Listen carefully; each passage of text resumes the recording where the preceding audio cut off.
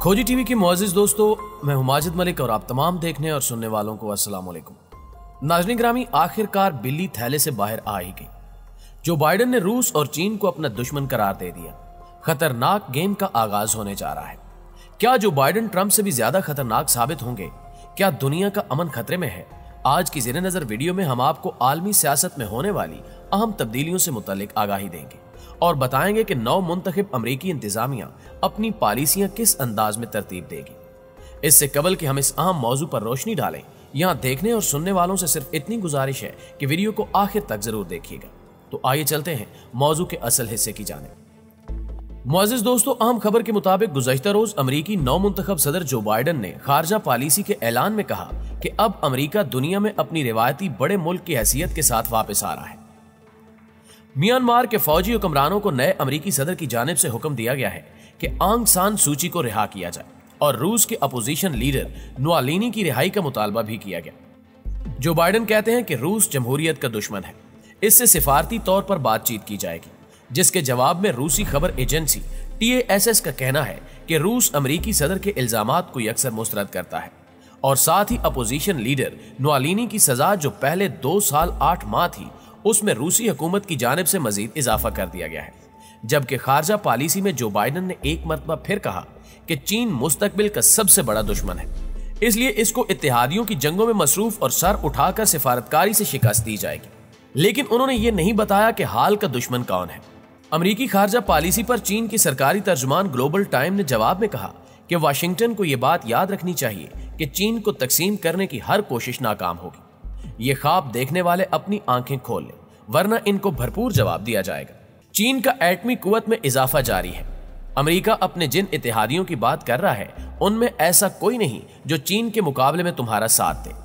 भारत तुम्हारा इत्तेहादी south China सी में कुछ ज्यादा ही फड़फड़ा रहा है, उसको लगाम देना होगा। इस तरह अमरीकी सदर को रूस और चीन ने सख्त जवाब से नवाज दिया है। नाज़रीन मोहतरम, जो बाइडेन की पूरी खारजा पॉलिसी में अफगानिस्तान का कहीं कोई जिक्र नहीं किया गया, जिसका जिक्र करते हुए दी वाशिंगटन पोस्ट की राय के मुताबिक अफगानिस्तान जो बाइडेन की खारजा पॉलिसी का सबसे बड़ा दर्द-ए-सर है। इस मजमून में दी वाशिंगटन पोस्ट का कहना है कि म्यांमार का मामला चीन दुश्मनी और नेटो की बहाली बाद की बातें हैं। सबसे पहले अफगानिस्तान है, जहां के हालात अमेरिका के हाथों से निकलते जा रहे हैं। इस सिलसिले में 2 रोज कबल साबिक अमरीकी सेक्रेटरी बराए अफगानिस्तान ज़ल्मे खलीलजाद 20 दिन अफगान इंटर मुज़ाकरात के बाद दोहा से अमेरिका पहुंचे, जहां उन्होंने 6 फरवरी को अमरीकी सेक्रेटरी स्टेट एंटोनी ब्लिंकन से तवील मुलाकात में बताया कि तालिबान से मुआहदे के मुताबिक 1 मई से कबल अमरीका की सारी फौज ने अफगानिस्तान से निकलना जरूर है। जबकि सऊदी अरब और मुत्तहिदा अरब अमारात की मुखालफत करते हुए अमरीका यमन के खिलाफ 6 साल से जारी जंग में अपने इत्तेहादियों से अलहदा हो गया है और ऐलान किया है कि अमरीका चाहता है कि यमन में जंग का खात्मा होना चाहिए। यमन जंग में अब तक 1,10,000 से ज्यादा अफराद मारे जा चुके हैं। साबिक अमरीकी सदर ओबामा और डोनाल्ड ट्रंप के दौरे हुक्मरानी में यमन में हौसी बागियों के खिलाफ सऊदी अरब के जेर क़यादत इत्तेहाद की हिमायत की थी। सऊदी अरब और 8 दीगर रियासतों, जिन्हें अमरीका, बरतानिया और फ्रांस की हिमायत हासिल थी, ने हौसी बागियों के खिलाफ फिजाई हमले शुरू किए थे। इस तनाज़े ने लाखों यमनी बाशिंदों को फाका कशी के दहाने पर ला खड़ा कर दिया था। अब सऊदी अरब भी इस जंग को खत्म करना चाहता है।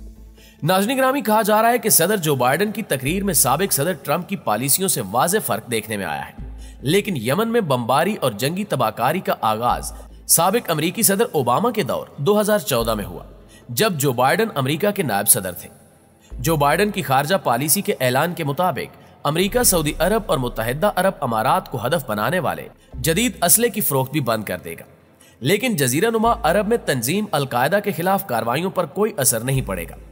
खारजा पॉलिसी का यही वो रास्ता है जिसे अमरीका, इसराइल और दीगर गैर मुस्लिम ममालिक के लिए किसी भी अरब मुल्क पर हमला करने के लिए खुला छोड़ दिया गया है। गुज़श्ता माह साबिक सदर ट्रंप के सेक्रेटरी खारजा माइक पोम्पियो ने हौसी बागियों को एक दहशतगर्द तंजीम नामजद करने का ऐलान किया था। उनका कहना था कि हौसी बागियों के सऊदी अरब पर हमलों का जवाब ईरान की जंगी कार्रवाइयों को रोकना है।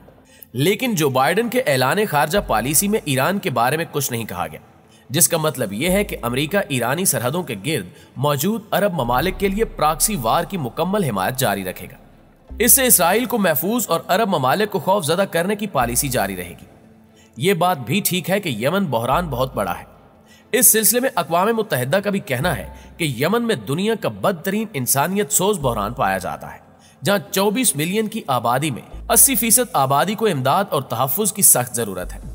ईरान और सऊदी अरब की लड़ाई में यमनी अवाम को कुछ नहीं मिलेगा।